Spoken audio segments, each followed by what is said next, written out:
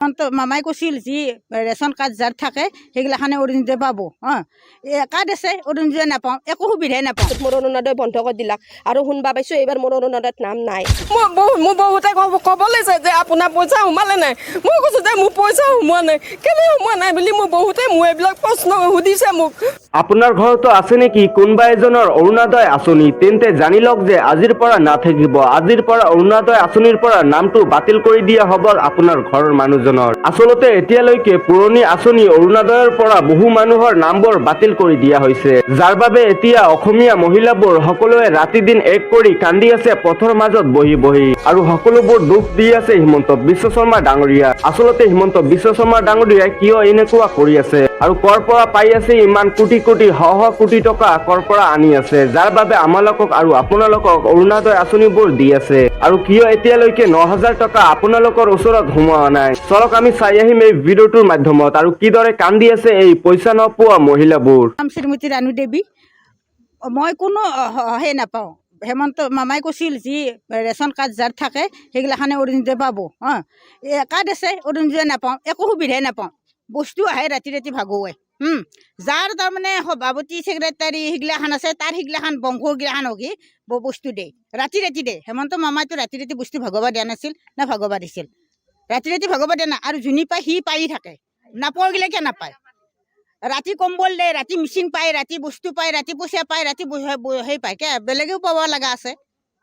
মামাইতো চবকে দিব দিছিল। যাৰ মামাই কৈছিল যি যাৰ কাৰ্ড আছে সেইগিলাখানে পাব লাগে, সেইগিলাখানকো দিব লাগে। তাৰমানে এতিয়া এনে হেন হৈছে মেম্বৰ চেয়াৰমেন যাৰ তাৰমানে নিজে সম্পৰ্ক অবৈধ প্ৰেম থাকে সেইগিলাখানে সি পায়, যাৰ লগত প্ৰেম নাথাকে সেইগিলাখানক নেদে। তাৰমানে ঘৰৰে দুটা তিনিটাই পায়। অৰুণোদয় দে, প্ৰেম থাকিলে অৰুণোদয় দে, প্ৰেম থাকিলে বস্তু দে। প্ৰেম নাথাকিলে নেদে, প্ৰেম নাথাকিলে নেদে। মই পোৱা নাই, কাটি দিছে। এইবাৰ পইচা লৈছিল পুলক মেম্বৰে, পইচা লৈছে 200 কৰি পইচা লৈছে মেম্বৰে, পুলক মেম্বৰে। তাৰপৰা এতিয়া লিষ্টত নাম আহাতে সুধিলোঁ নাম কি হ'ল, মোৰ নামটো আছে না নাই? অহা নাই, কামেই কৰা নাই। কিয় কাম কৰা নাই? বন্ধ কৰি দিছে বোলে। কি বন্ধ কৰিছে? বাকীগিলাৰ বন্ধ নকৰাকৈ নাম আহিল, আমাৰ খান লিষ্টত বন্ধ কৰিলাক। আৰু আমাৰ পাই লৈ যায় পইচা ওলাই বস্তু নি পেলাই ব্লকত বোলে কয় এখন নালগে দিবা, কাটি দি। এনেকৈ কয়, এনেকৈ কাটি দিবা ক'ব লাগে। হেমন্ত মামাইতো দুৰ্নীতি কৰিব দেনে, এতিয়া বহুত দুৰ্নীতি হৈ আছে। এইবাৰ যদি ইলেকশ্যনৰ আগতে আমাক যদি অৰুণোদয় নেদে, এই গাঁৱত সোমাব পাই নেদাওঁ, ভোট বৰ্জন কৰি দিম। গাঁৱত সোমাব পাই নেদাওঁ, ভোট কাৱাই নেদে, ভোট বৰ্জন কৰি দিম। তাই গণ্ডগোলটো এই বিজেপিৰ কৰ্মীগিলাই, BPF-ৰ কৰ্মীগিলাই, তাৰমানে এই দালাল গিলাই এনেকৈ কৰি আছে। দালাল গীতাই বিজেপিৰ BPF-ৰ এই দালাল গীতাই কৰি আছে। মেম্বৰ গোট কমিটিৰ মানুহ কিবা কিবি এইগিলাখানে কৰি আছে। বস্তু পাই অবৈধ প্ৰেম ৰাখিলে কাৰণে কৰা হ'ল যে মই অৰুণোদয় যোৱা 3 বছৰে মই অৰুণোদয় ঠিকে পাইছিলোঁ, কিন্তু মই এইবাৰ নতুন পূৰণ কৰাৰ কাৰণে নতুন কৰি আকৌ কাগজ পত্ৰ জমা লৈছি। জমা লওঁতে একো কোৱা নাছিল, কিন্তু মই পৰহি শুনা পালোঁ যে মোৰ অৰুণোদয়ত নাম নাই। কিন্তু পৰহি অৰুণোদয়ত নাম নাই বুলি কোৱাৰ পিছত মোৰ একো অপশ্যনে নাছিল, কাৰণ মই গৈছিলোঁ তথাপিতো চেয়াৰমেন বাইদেউৰ তাতে গৈছিলোঁ, ব্লকতো গৈছিলোঁ। কিন্তু ব্লকে মোক চেলেণ্ডাৰ কৰিছে যে আজি মই ব্লকত যোৱাতে ব্লকৰ মানুহে মোক দৰ্জা মাৰি দিছে, মোক সোমাব নিদিলাক।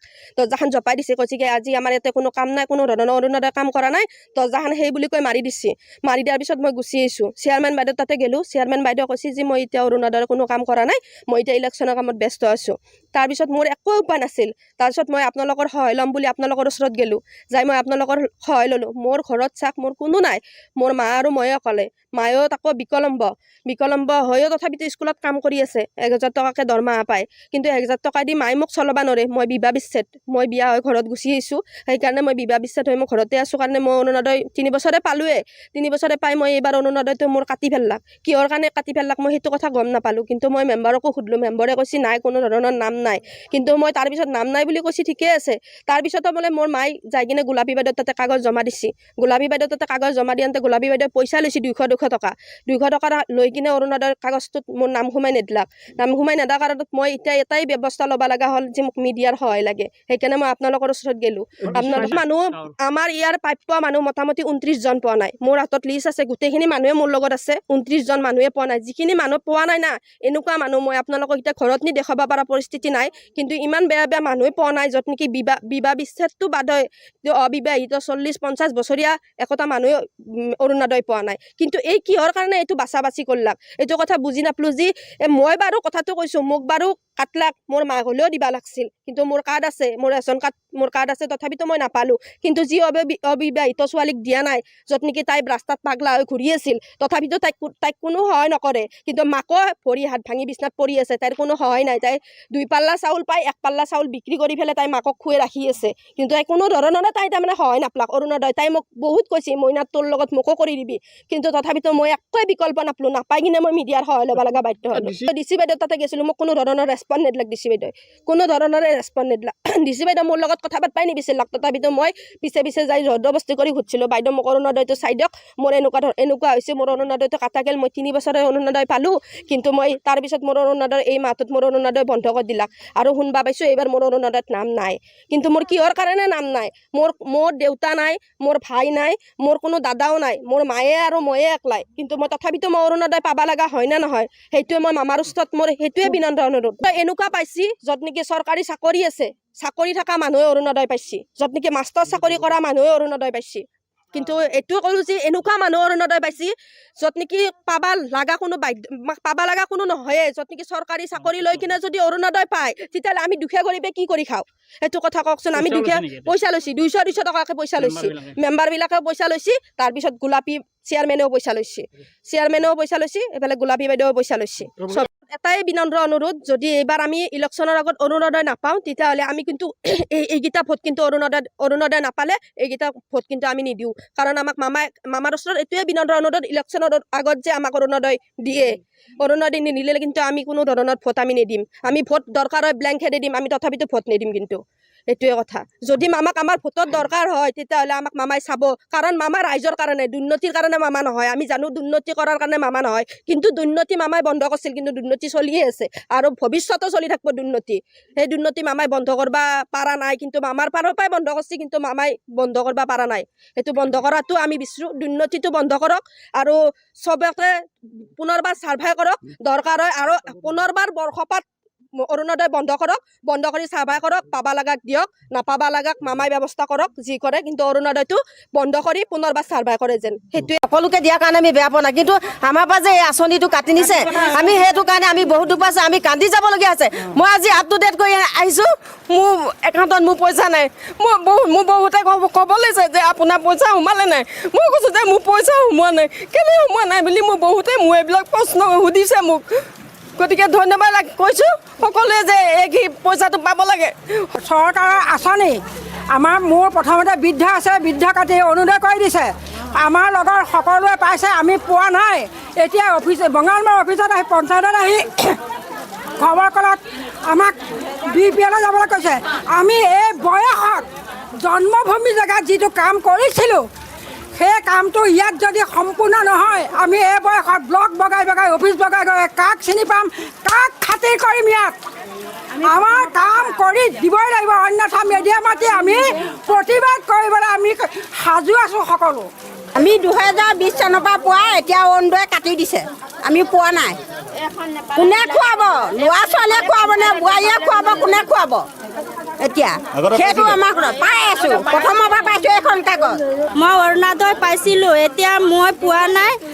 আৰু মোৰ ঘৰত 2জন বিকলাংগৰ মানুহ আছে তাৰপিছত এতিয়া গাঁৱৰ মানুহে পাইছে 9,000কৈ টকা মই পোৱা নাই মই BPL কাৰ্ডৰ চাউল খাই আছোঁ আমি নতুনৰ পৰা 8,830 টকালৈকে পাই আছিলোঁ এতিয়া আমাৰ ডিচেম্বৰৰ পৰা কাটি দিছে আমি একোটো পোৱা নাই আমি এতিয়া জানুৱাৰীৰ পৰা নতুনকৈ দিব বুলি কোৱাৰ কাৰণে ৰৈ এতিয়া সিদিনা চাইছোঁ নাই সোমোৱা আকৌ ব্লক পাইছোঁ বেংকলৈ গৈছোঁ নাই পোৱা আমি এতিয়া মুখ্যমন্ত্ৰী মহোদয় আমি আহ্বান জনাইছোঁ আমাৰ যাতে আমাৰ এইখিনি যিখিনি নাই পোৱা আমাৰ বিধৱাসকলক আৰু উদ্ধাৰ কৰে বুলি আমি মুখ্যমন্ত্ৰী মহোদয়লৈ আমি আহ্বান জনাইছোঁ মহোদয়ে যাতে আমাক এইখিনি সুবিধা কৰি দিয়ে বুলি আমি আশা কৰিলোঁ অৰুণোদয় আঁচনি 1, 2 আমি 2 হিতাধিকাৰী আছিলোঁ যেতিয়া আমি কাগজ পত্ৰ দিওঁ তেতিয়া আমাৰ ৰেচন কাৰ্ডৰ কোনো কথা নাহিছিলে মোৰ তেতিয়া ৰেচন কাৰ্ড নাছিলে বৰ্তমানো মোৰ ৰেচন কাৰ্ড নাই মই অৰুণোদয় 2টো পাই আছিলোঁ ঠিক যোৱা 24 চনৰ জুন মাহৰ পৰা মোৰ অৰুণোদয়টো মোৰ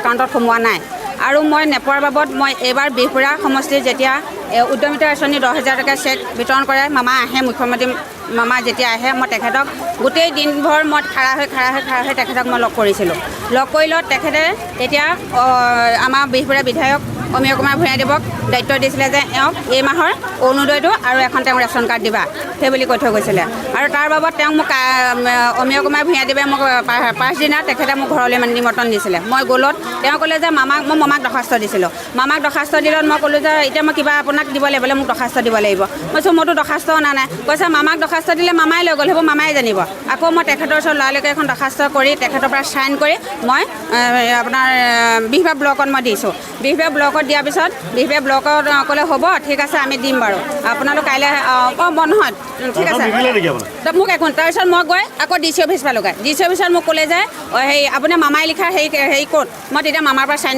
কৰিব নোৱাৰিলোঁ কিন্তু গোটেই হেমগামৰ মাজত মই তেখেত দৰ্খাস্ত দিলোঁ মই তেখেত মৌখিকভাৱে এনেকৈ মই কথা পাতিছিলোঁ নাপালোঁ মই কিন্তু মই এতিয়া মোৰ ৰেচন কাৰ্ডো নাই আৰু মই অৰুণোদয় টুৰ পৰা মই বঞ্চিত হৈছোঁ আৰু মই এজনী বিজেপি মানে সদস্য হয় মই পোৱা নাই 2025 মোৰ তেতিয়া ৰেচন কাৰ্ড নাছিলে আৰু ৰেচন কাৰ্ডটো মই বনালোঁ এতিয়া মোৰ ল'ৰা এটা আছে সেই ল'ৰাটোৰ কাৰণে মই সেই ৰেচন কাৰ্ডটো বনাই মাৰ পৰা হেৰি কৰি মাৰ লগত আছোঁ মই মোৰ পত্নী হাজবেণ্ড ঢুকোৱাৰ পৰা তাৰপিছত মই মাৰ লগত যেতিয়া আছোঁ থকাৰ পৰা মই মাৰ পৰা মানে ফালি পেলাই ৰেচন কাৰ্ড বনাই নম্বৰটো দিলোঁ তেতিয়া নম্বৰ দিয়াৰ পাছতো মানে নহ'লে তাৰপাছত আকৌ ডকুমেণ্ট জমা লৈছে তেতিয়া মই আকৌ দিছোঁ দিয়াৰ পাছতো নহ'লে পঞ্চায়তলৈ আহিবলৈ ক'লে পঞ্চায়তলৈ আহিলোঁ ব্লকলৈ যাবলৈ কৈছে ব্লকলৈ গৈছোঁ নাই হোৱা আমি এতিয়া 5-6বাৰ মান আমি এতিয়ালৈকে মানে 5-6বাৰ আমি দি আছোঁ মানে